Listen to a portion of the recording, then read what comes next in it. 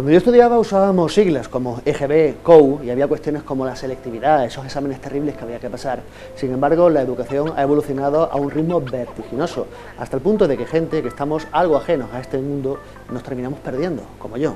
Sin embargo, para intentar arrojar un poco de luz a cómo ha evolucionado la educación desde aquella época hasta hoy, contamos hoy con una persona excepcional que puede ilustrarnos enormemente sobre esta evolución. Hablo de Tula Fernández, que es doctora en educación. Tula, muy buenos días, ¿qué tal? ¿Cómo estamos? Buenos días, un placer estar aquí y sobre todo muy satisfecha de que algún medio de comunicación dedique un programa de difusión de lo que es la educación en general, sin entrar en cuestiones concretas, porque eso significa que es importante para vosotros, así que por eso muchas gracias. Yo sé que ahora mismo todo se mide en cuestiones de marketing, económico, y yo creo que el día que la sociedad empiece a valorar la educación como el único y exclusivo botón para el cambio, habremos dado un salto cuantitativo como sociedad y cualitativo. Yo te agradezco que nos hayas recibido, que nos dediques este tiempo, que sé que el tiempo es precioso, y voy a empezar haciéndote una pequeña pregunta. Desde el punto de vista de una persona que no está involucrada en el sistema educativo, llega un momento donde se hablan de siglas como PCEPI, como FP básica. La educación ha cambiado mucho en estos últimos años. Ha habido varias leyes que han modificado la educación y que, en un sentido u otro, porque los distintos gobiernos han sustituido la ley anterior. ¿Cuál dirías tú que son los principales cambios que hemos podido ver en la educación desde que yo estudiaba hace 20 y tantos años a lo que tenemos hoy día en el sistema educativo? Bueno, es correcta la percepción que pueda tener el ciudadano, incluso los mismos agentes educativos, de que sí ha habido pequeñas transformaciones y que ha habido cambios. La mala noticia de todo esto es precisamente eso, que ha habido excesivos cambios. Y no ha habido lo que realmente necesitamos, que es una verdadera transformación, una verdadera revolución educativa. Esa todavía la estamos esperando. Todo el mundo, la esperan padres, la esperan familias, la esperan cualquier agente educativo a nivel de administración y la esperan sobre todo los docentes y los alumnos. Y hablamos pues eso del pacto educativo que nunca termina de llegar. Mientras no haya un pacto educativo, es verdad que estamos asistiendo a meros cambios de ropaje, podríamos decir, en todo lo que es el entramado educativo. Eso supone que constantemente, como tú dices, tenemos que acostumbrarnos a siglas como la LOCSE, la LOE, la LONCE, la LODE y muchas infinitas más, y todas y cada una de esas siglas responden a un sistema educativo, que es una manera, un panorama nuevo de ver la educación. Desafortunadamente, esos sistemas educativos, que son cambios, se están produciendo simplemente y por el mero hecho de que detrás de ese sistema educativo hay un sello político, unas veces uno y otras veces otros.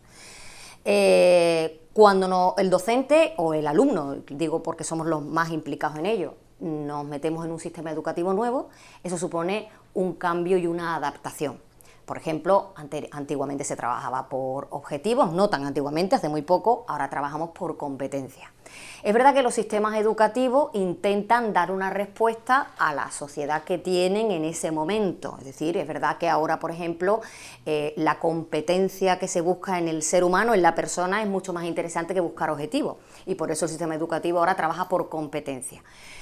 ¿Es bueno, es positivo? Sí. ¿Son buenos tantos cambios? En definitiva, no. Luego, en resumidas cuentas, yo te diría que sí, que la educación se ha vestido con diferentes ropajes, con demasiados cambios de aspecto durante todos estos años, pero todavía está por llegar esa revolución educativa que todos estamos esperando. Por esto que me dices, me suena que ese dicho famoso de aunque la mona se vista de seda, mona se queda. Y yo me refiero a, antes yo tenía las asignaturas de matemáticas o de geología, y ahora, hace poco, hablando con un amigo mío que es docente, me decía, no, es que ahora no damos asignaturas, ahora tenemos currículums. Dice, bueno, lo puedes llamar asignatura, lo podemos llamar currículum, pero ¿qué diferencia hay? ¿No les enseñas a los niños Pues no hay materia? ninguna diferencia, es lo que te digo, son simplemente nomenclaturas que se van poniendo de moda, que bueno, que además interesa que la comunidad educativa esté totalmente acostumbrada a ello, porque es nuestra obligación como docente responder a la ley, por supuesto, eso es una norma básica y tenemos que adaptarnos, tenemos la obligación de adaptarnos y evidentemente ahora tenemos que hablar pues de currículum, tenemos que hablar de proyectos, tenemos que hablar de competencias, de estándares de aprendizaje, pero porque es nuestra obligación como docente dar una respuesta legal a las peticiones del sistema educativo. Pero si nos vamos al corazón del melocotón, en realidad seguimos hablando de asignatura, o si nos vamos al ámbito de la formación profesional hablaremos de módulo, pero en realidad es lo mismo, es un marco de contenido, de procedimiento y de metodología que el alumno tiene que asimilar y alrededor del cual se provoca un proceso de enseñanza y aprendizaje. En definitiva, puede seguir llamándolo asignatura sin riesgo a cometer ningún error grave. Has mencionado este pacto por la educación, del que hemos oído hablar en los medios de comunicación hasta la saciedad. Un pacto por la educación que está claro que no llega. Al margen de las siglas políticas, de las ideas, no hay un consenso en la comunidad educativa sobre qué elementos debería contener este pacto por la educación. Yo entiendo que habrá gente que piensa que la religión no debe estar en las aulas, gente que piense que debe haber todas las religiones en las aulas, que haya distintos puntos de vista. Pero dentro de las personas que sois docentes, que tenéis formación, ¿no hay algún tipo de acuerdo, por lo menos en algunos puntos básicos, donde esté todo el mundo de acuerdo que es necesario que una nueva ley de educación incluya? ¿Cuáles serían esos puntos básicos, si es que no existen? Mira, yo no soy una persona pesimista, no lo soy en ningún aspecto de mi vida y tampoco lo voy a ser a nivel educativo como docente, ¿no? Pero creo que la respuesta sí te va a sonar a pesimismo. Es muy difícil ahora mismo, con el talante político que hay en nuestra sociedad, y por talante político me refiero al empaque político de las personas que ahora mismo están ocupando cargos, y no solo la culpa es de los políticos, también es de la sociedad, ¿eh? Nos tenemos que mirar todos. Estamos metidos en unas cuestiones que no son las que debiéramos, y estamos metidos a nivel político en cuestiones excesivamente cortas. Hay que ir mucho más allá, hay que ser mucho más anchos de mira y mirar al horizonte y no quedarnos en lo corto, que es lo que está sucediendo. Mira, suceden cosas tan patéticas como que, por ejemplo, cuando se habla de la cultura del esfuerzo, eso suena a derechas, y si se habla de la educación en valores, es una idea de izquierda o progresista. Eso es absolutamente absurdo, pero eso es así. Claro, es una tontería. Entonces, mientras mantengamos esa estrechez de miras hablando de la educación, yo creo que no vamos a alcanzar nunca un pacto educativo.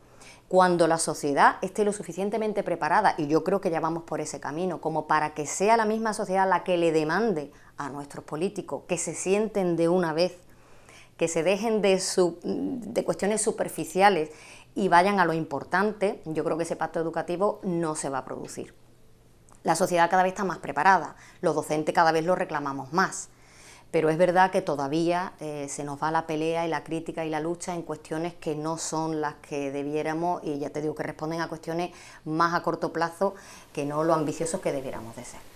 A través de conversaciones con amigos míos docentes, que tengo muchos, se me ha formado una imagen, que a lo mejor es una imagen completamente desde la ignorancia del que no trabaja en el sistema educativo, pero es que incluso a través de redes sociales he visto memes, he visto dibujos de una situación que te quiero consultar. ¿Tú qué opinas sobre esto? Hay una ilustración que sale una madre con su hijo y un profesor, y el progenitor, padre o madre, da igual, recrimina al niño diciéndole: ha suspendido. Y hoy día se ve la misma imagen, el padre o la madre echándole la bronca al profesor porque ha suspendido al niño. Y esto me recuerda esta situación donde hoy día los alumnos pasan de curso sin aprobar. Y a mí lo de aprobar o no aprobar realmente es algo que me preocupa poco, pero lo que me preocupa es que pasen de curso sin aprender. Aquí en Ceuta, por ejemplo, tenemos circunstancias donde hay gente que llega a terminar un ciclo de educación sin apenas saber escribir. No te digo decir hola, sino poder escribir 4 líneas. ¿Esta situación la estáis viviendo vosotros así? ¿Esto que yo cuento es una realidad o se está magnificando la situación? Bueno, mira, estamos tocando aquí cosas diferentes, ¿no? y muy dispares. Has comenzado hablando con esa viñeta que yo creo que todos hemos visto alguna vez, ¿no? Que corresponde ni más ni menos a un salto generacional, ¿no?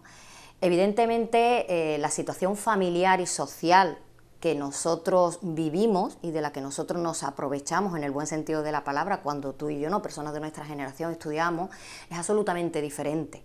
El cuadro familiar que nosotros teníamos era un cuadro muy homogéneo, ¿verdad?, formado por familias muy homogéneas, de figura padre-madre, en donde el padre trabajaba y la madre normalmente, no es mi caso desde luego, pero normalmente la madre permanecía en el hogar atendiendo a la familia, al cuidado del padre y de los hijos. Ese era nuestro retrato familiar y pocos cambios había. Y el retrato social era bien diferente. Hoy en día el retrato familiar ha cambiado muchísimo, son el padre y la madre los que están fuera de casa, a veces no tienen por qué responder a una situación matrimonial, sino simplemente de convivencia, porque algunos de los progenitores ha terminado con una relación y comienza una nueva, y todo eso da como resultado una complejidad familiar que sube a un escalón más y que responde a una complejidad social. Por lo tanto, nuestras escuelas son más complejas porque son más heterogéneas y nuestros alumnos también son más complejos. Piensa que ahora nosotros tratamos con alumnos que están metidos en competencias tecnológicas, digitales, que en aquella época nosotros no teníamos como alumnos que enfrentarnos. Y que la escuela hoy en día compite con poco. En nuestra época, es verdad, la escuela era nuestro lugar de recreo, era nuestro lugar social y era nuestro lugar de conocimiento. Las escuelas antes eran pequeños templos para nosotros, ¿no? Hoy en día no. Hoy en día los alumnos tienen a su merced una cantidad de recursos impresionante, de imágenes, de plataformas de diversión y de cultura, de redes sociales. Por lo tanto, la escuela no significa ya para ellos lo que para nosotros significaba. Es decir, hay un cambio generacional muy importante, entonces es muy difícil y yo creo que es un error hacer esa comparativa entre la escuela de hace 40 años y la escuela de ahora, o la escuela de hace 30 años y la escuela de ahora. También habría que analizar y meternos a los docentes si nosotros, en qué fallo estamos cometiendo, si estamos tratando las mismas metodologías ahora que hace 20 años. Tendríamos que analizarnos también como docentes, porque a lo mejor también tenemos mucha parte de culpa. Claro, ante una sociedad distinta, quizás hace falta una metodología distinta. Totalmente, ¿no? Y una sociedad más compleja y unos centros más complejos, porque los alumnos que allí habitan son más complejos, necesitan un avance metodológico. Eso es indudable, nadie puede frenar eso, y el que lo está intentando frenar porque mantiene su perfil tradicional, yo creo que comete un error, por muchísima calidad que tenga en su docencia, que hay muy buenísimos profesores que siguen una metodología tradicional, pero en algún momento les va a fallar y hay que estar al menos preparado para acometer otro tipo de metodología. Eso por una parte. La segunda cuestión que tú hacías era si el sistema educativo ahora es más laxo o menos laxo que lo era anteriormente. También hay que pensar una cosa, cuando nosotros estudiábamos, que es el referente que tú pones para iniciar esta conversación sobre educación, la enseñanza no era obligatoria. Por lo tanto, lo que había en los centros éramos un grupo de privilegiados, no nos podemos olvidar, de personas que accedíamos, al menos te estoy hablando de mi generación, que accedíamos a la educación, pero que muchísimos jóvenes se quedaban sin oportunidades educativas. En nuestra época había gente que con 14, 15 años ya estaba trabajando y que no había pisado el colegio. Cuando llega un cambio sustancial en el sistema educativo español y la obligatoriedad pasa a los 16 años, ahí todo cambia, porque ahí todos cabemos. Entonces, todos los alumnos están obligados a permanecer en las aulas hasta los 16 años. Quieran o no quieran, ¿verdad? Puedan o no puedan, pero deben y están ahí. Eso evidentemente lo cambia todo y tenemos que entenderlo. En el momento que tú le das cobertura a un máximo de población juvenil, los niveles tienden a descender. Pero eso no quiere decir que el buen estudiante consiga un nivel excelente. Eso no debe significar la caída de los conocimientos. Lo positivo, y yo me quedo con lo positivo, es que todos los chicos, incluso los que les cuesta, por cuestiones de contexto socioeconómico, por cuestiones culturales, por cuestiones de familias deprimidas, todos esos chicos tienen una oportunidad. Eso es muy bueno. Eso fue una grandísima noticia. A mí me gusta pensar eso. Yo vengo ahora mismo de un sistema educativo americano en el que no hay abandono escolar. No existe el abandono escolar. Todo el mundo se gradúa, todo el mundo termina. ¿Eso va en deterioro de los niveles? Sí. ¿Hay que buscar maneras para que el alumno brillante no se resienta? Por supuesto que sí. Claro, porque yo te planteo, o sea, me planteo las circunstancias. Si tú no puedes expulsar a alguien de la escuela porque es obligatoria, si esa persona suspende, no la puedes echar, con lo cual, ¿qué haces con esa persona? Bueno, pues mira, de la evolución que hablábamos ante los sistemas educativos, sí se ha evolucionado mucho en ese sentido. Yo creo que en lo que más se ha evolucionado han sido en dos aspectos. Uno, en darle a ese tipo de alumnado del que estamos hablando ahora nuevas oportunidades, y se ha evolucionado mucho también la atención a la diversidad. Ahora mismo los sistemas educativos sí están capacitados organizativamente para darle respuesta a ese alumno que a lo mejor en un aula más académica no encaja porque no ha encontrado todavía la motivación, porque se ha quedado un poquito desfasado en su formación y se ve que no ocupa el lugar que debiera en el grupo y por lo tanto distorsiona y se convierte automáticamente en un alumno disruptivo. Ahora sí tenemos recursos.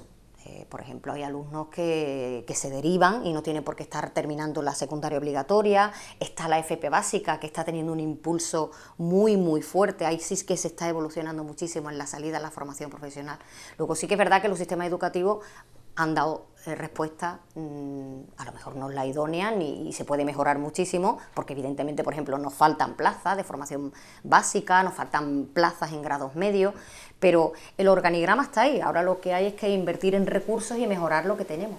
La verdad, como decíamos antes de iniciar esta entrevista, preparándola, es un tema que da para hablar mucho. Yo, por ejemplo, ahora me encantaría hablar sobre el tema de la búsqueda de la excelencia, pero como el formato del programa dura 20 minutos, quiero tratar otros temas, precisamente hablando del tema de la FP.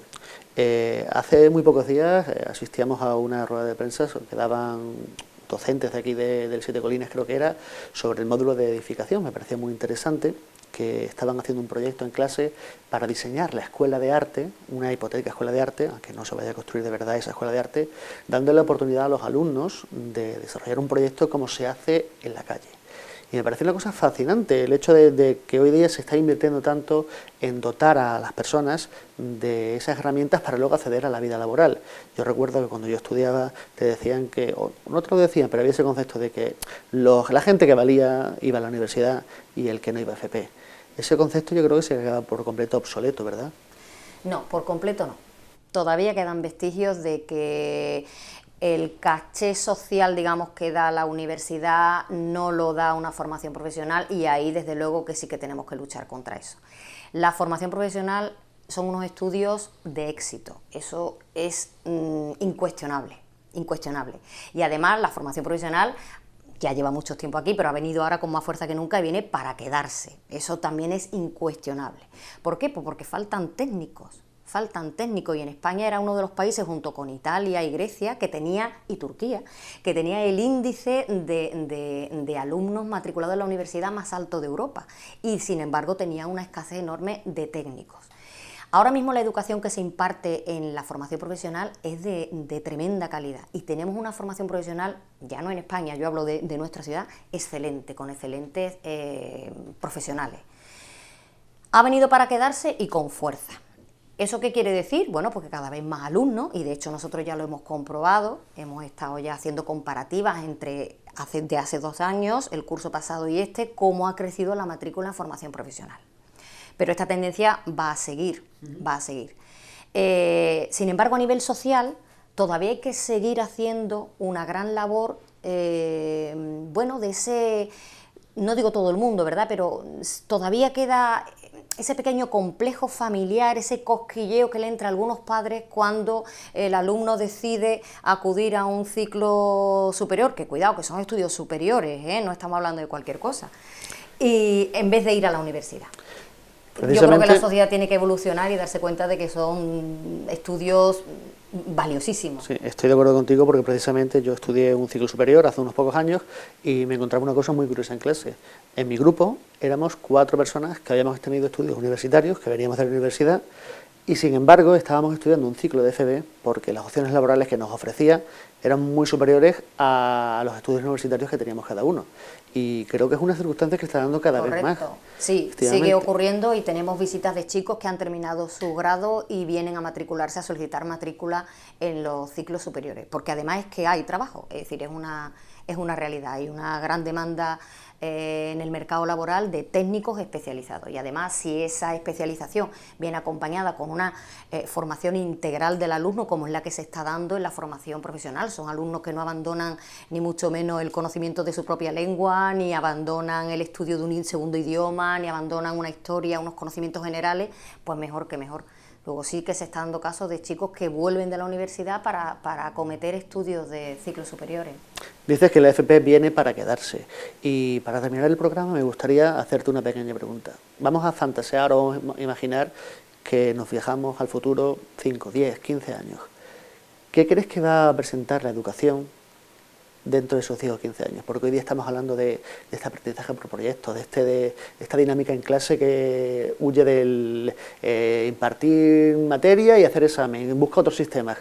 ¿Esto hacia dónde crees que va a ir en los próximos años? ¿Dónde vamos a encontrar la educación? ¿En un aula o la vamos a encontrar en un parque? Yo qué sé, ¿qué va a pasar? Como me has dicho, vamos a soñar, pues yo creo que además estamos cada vez más cerca de conseguirlo. Pues mira, yo sueño con que abramos la puerta de un aula y el trabajo sea cooperativo, no haya alumnos colocados en hileras, salvo en ocasiones puntuales.